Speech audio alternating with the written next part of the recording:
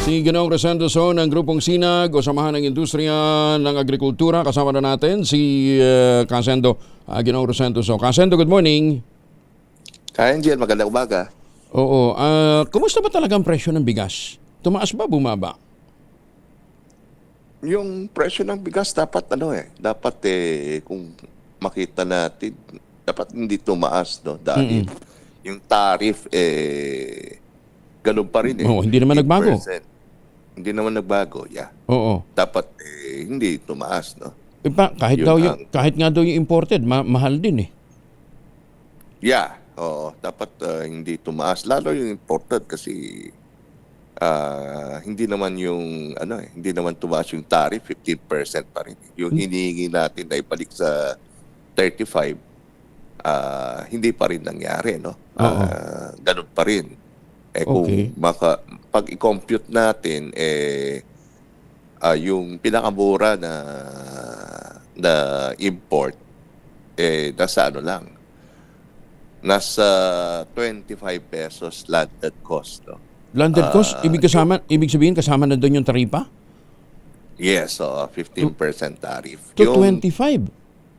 Yeah, oo. Laki naman yata ang diferensya ng 40. Oo. Kaya sinasabi nga natin, yung tariff dapat ibalik na dun sa 35%, no? Para at least tumaas yung puunan ng mga importer.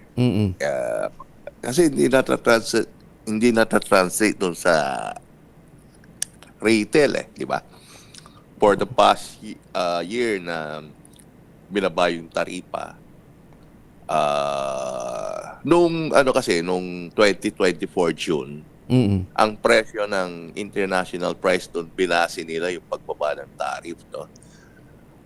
Yung re-recommenda doon sa hearing ng Senate, ang sinasabi ng NEDA, ng DepDep, no? Ngayon, DepDep na yun. Ang recommendation lang nila is 25% ang tariff. Okay. Dun Magkano ang presyo nun? hearing. Magkano per kilo dati imported? 600 based on dun sa hearing na nangyari, $635 per metric tons yun eh. So Okay. parang ang landed cost, no, plus yung 35% tariff doon is around 50 pesos. 50 pesos at the time, yun ang landed cost. At that Okay. time, kung plus Oo. yung 35%. Oo. Pero binabadi nila ng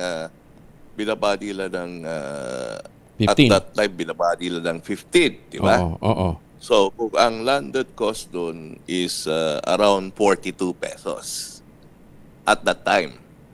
Pero ngayon, nung end of December ng 2024, bumaba na yan ng almost 32 pesos landed, no? Yung presyo ng dahil binaba nila sa 15% tariff, and yung international price Bumaba din naman. bumaba na ng $420 at that time Oo. ng December 24 note na 2024 yun. Etong 2025 December, ang lumalabas na pinakamura na 5% import na sa $350 na lang. Oh, $50 less. Oo, Sa hindi 400? lang. Kung yung ibabase natin doon sa 620, 630, gano'n, no? Almost 48% less yun. Hindi pa kasama yung tariff, di ba? Okay. So, Okay. so ang sinasabi natin, maski ibalik na yung taripa sa original, mababa pa rin yung puhunan ng import. So, ang dapat na tinutukan ng DepDep, yung sinasabi ng ating Pangulo, yung value chain ng problema. Pero hindi yun ang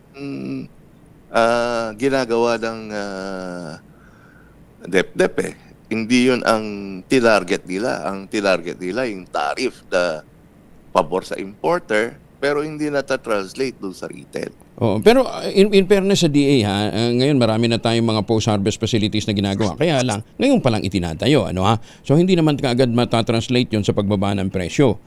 It will take time. Oo. Oo. Yeah, sa DA wala tayong problema kasi inano nila sinadjust nila na itaas ding taripa Ang problema, pagdating dun sa meeting sa economic team, siyempre, hindi lang naman ang DA nandun, ang DepEd nandun, binaril na naman yung proposal, di ba? So, yun ang malaking problema natin. Kagaya ng rin, karne ng baboy. Oo nga. Ang landed cost ka-Angel is 127. Bakit 200 pa rin? Pero yung retail ng nasa 300 pa rin, di ba? So ang laki, sinasabi natin yung binabaril nila na problema, hindi tama, di ba? Yung value chain ang problema. Pero yung tariff ang inaano nila. So dapat itong mga ito, dapat ibalik lahat pati yung sa port, dapat ibalik sa 30-40. 30%, 40%. No? Imagine yung dress kung sabihin mo nasa 127 lang. Yung farm gate, paano makakalaban? Kasi kung 170 ngayon ang farm gate, lugi na yung mga racer. Di ba? Ano pa yun? Buhay pa yun. Pero yung dress ng import nasa 127. Paano ka makakalaban dyan? So, ang mangyayari talaga, mamamatay yung local industry. Ay, sus, may Ginoo. Sige, kulitin natin. DepEd pala may problema dito, ano ha? Dahil sila. Oo, sige. Kulitin natin ang DepEd. pinalitan na yung pangalan, palpak pa rin sige. Pa rin. Maraming salamat, Kasendo. Magandang umaga po sa inyo. Thank you. Angel. Ayun.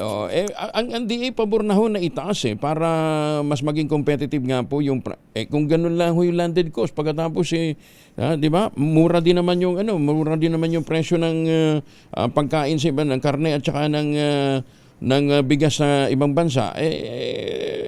Might as well taasan na nga natin. Kaya lang, sino kayong pinakikinggan talaga ng presidente, ano ha?